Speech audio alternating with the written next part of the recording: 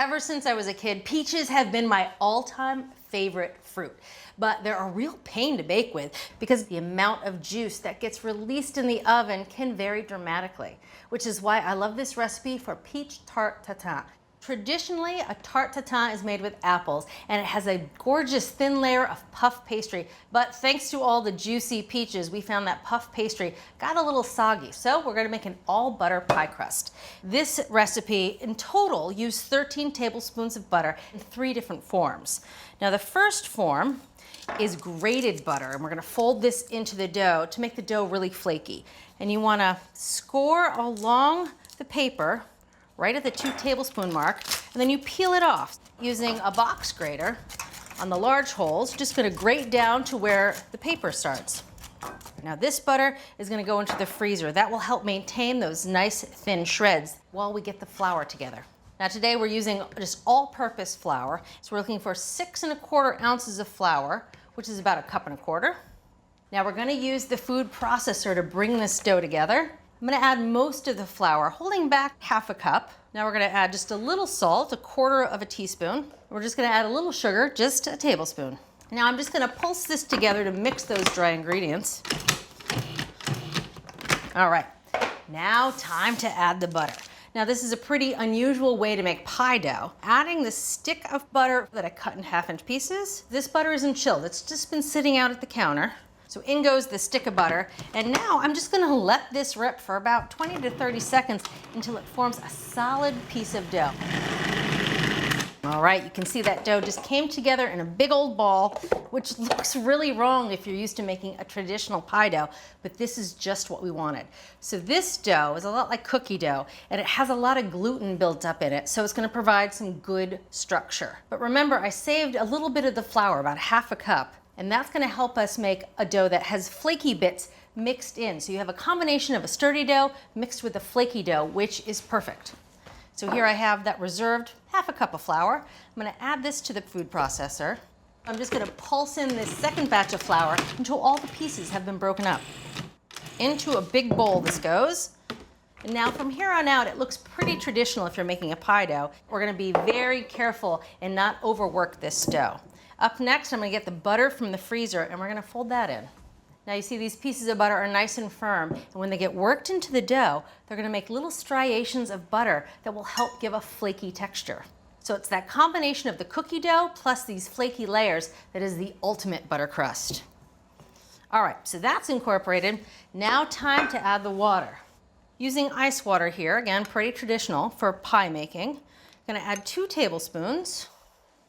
Now using a stiff rubber spatula, I'm just gonna stir that water in and start to try to form a dough. All right, 2 more tablespoons of water.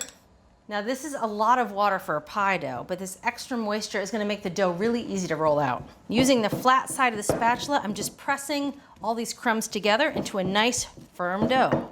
All right, so that dough has come together. For the final step, we're gonna use some plastic wrap. Turn the dough and any crumb bits onto the plastic wrap. And now I'm gonna use the plastic wrap to help me form it into a nice round that we will then chill for at least 2 hours, but up to 2 days in advance. So you can pick up the edge of the plastic wrap, and through the wrap, use your hands and your knuckles to shape it into a round and get rid of any of those cracks. Make it nice and round. And in the fridge it goes for at least 2 hours. The dough is rested and it's time to roll it out. I've let it sit on the counter for about 10 minutes. That way it'll just roll out without cracking. And also you can see I floured the counter pretty well. That just makes it easier to move around. I'm also gonna flour my rolling pin. And then I like to start just by banging in the center. It helps soften up that very core, which is the last thing to get soft. And now I'm just gonna roll it out. We're looking for a 10-inch round. There's 10 inches. All right, now I'm gonna transfer this to a piece of parchment paper.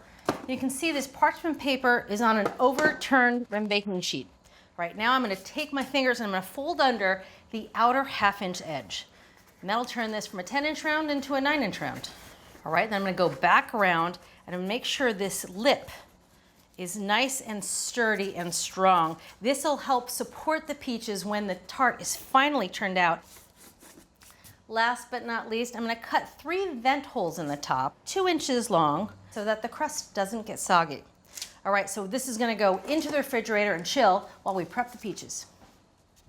Picking the right peaches for this tart is important because you want them ripe, but you want them super firm because we have to peel them and pit them, and hard peaches are way easier to work with. You need about 2 pounds of peaches, which is about 5 peaches. Now, when it comes to prepping peaches, I like to pit it first while the skin is still on, so it gives me something to grip, and then I peel. Now, the other thing about pitting peaches that I've learned just in the past few years, kind of through the equator, and then you can twist it apart, and then the peach pit sticks up, and it gives you a little something to hang on to. You can wiggle it back and forth so you can get a little torque.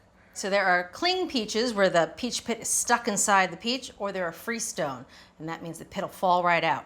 And when they're really firm like this, sometimes they stick, even if they're freestone. So what you have to do is just grab a paring knife, and you can just cut right around the pit, and loosen it up a bit.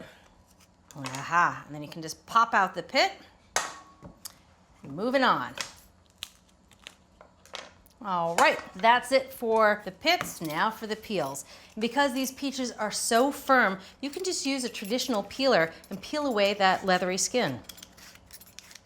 That's it for all of the peach peels. Now the last thing to do with these peaches is just we're gonna cut each half in half again, and so we have nice quartered peaches. Now these big pieces are gonna caramelize and cook down so they're nice and soft. All right. Peaches are done.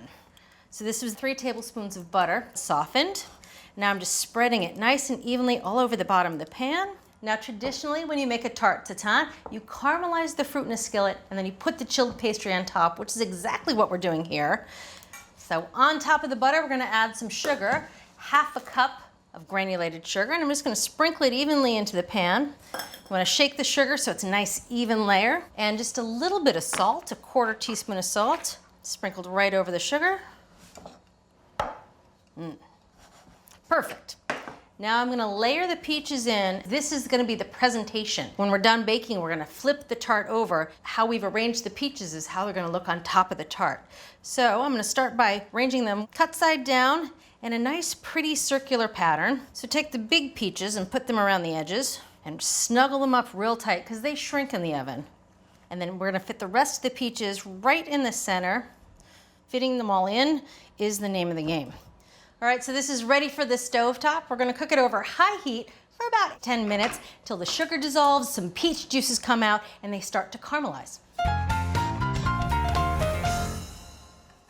All right, the juices have come out, the sugar has caramelized with the butter, and it has that lovely amber color. It's time to add the crust. Now this crust is nice and firm, and we're just gonna place it on top. And then just so we get a nice crackly crust, I'm gonna brush the pastry with a little bit of water. That water's just a glue for some sugar. 2 tablespoons of sugar sprinkled over the top. Into a 400-degree oven this goes for about half an hour until that top crust is nice and golden. Oh, it's beautiful. The top is a nice even golden brown and that sugar has made a good crackled crust. All right, so we're gonna let this rest for 20 minutes before we unmold it. So this tart has cooled a bit, and now is the ingenious part of this recipe. Because as I said earlier, when you bake with peaches, you never know exactly how much juice they hold inside until they're cooked. So this is how we can thicken up some of that peach juice so that the crust doesn't get soggy. What you want to do is you want to take a plate, put it on top, and that's just going to hold the crust in place. And then you're going to tip it on its side and pour out any of the excess juices. Sometimes you get a lot of juice, sometimes you don't get much at all. And if you do it and you don't have any juice, then you can just skip this whole step. Now we're gonna unmold the tart. So what I'm gonna do is shake the pan so all the peaches get back in their place. We're gonna flip it over. Ooh. Now you can see it is still super hot. So I'm just gonna slide this onto a wire rack, nice and gently. That way it can cool completely. And then we have all these juices that have a ton of flavor in them. They're peaches and butter and sugar. We're gonna add them right back to the skillet. And you know, since we have it in the skillet, it's another opportunity to add a little bit more flavor. So I have some bourbon here. Just a tablespoon, maybe. Just a little extra for good luck. Back on the stove this goes, just 2 to 3 minutes until it's thick and bubbling and it just starts to smoke and it's syrupy looking. All right, it's been just a couple of minutes and you can see how much thicker this has gotten. We're just gonna put it in a bowl here and let it cool for a couple minutes, and as it cools, it's gonna get a consistency very similar to honey. Now I'm just gonna take that juice reduction and brush it back over the peaches for that added hit of flavor. That should do it. Now this tart is still very warm and you can't serve it yet. We have to let it cool for another 20 minutes before we can dive in.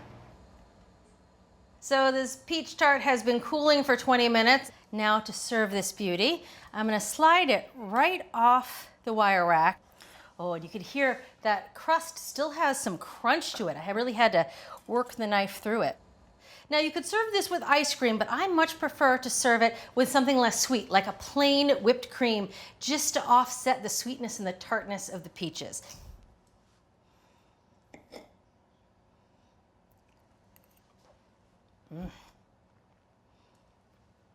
I love how it's not too sweet. It's got the butter pastry, and then it's just all about the peaches.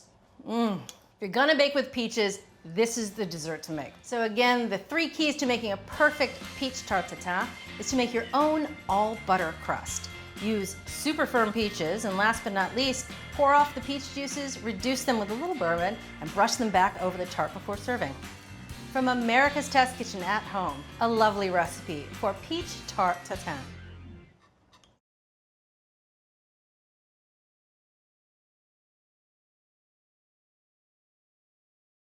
Thanks for watching America's Test Kitchen. What'd you think? Well, leave a comment and let us know which recipes you're excited to make, or you can just say hello.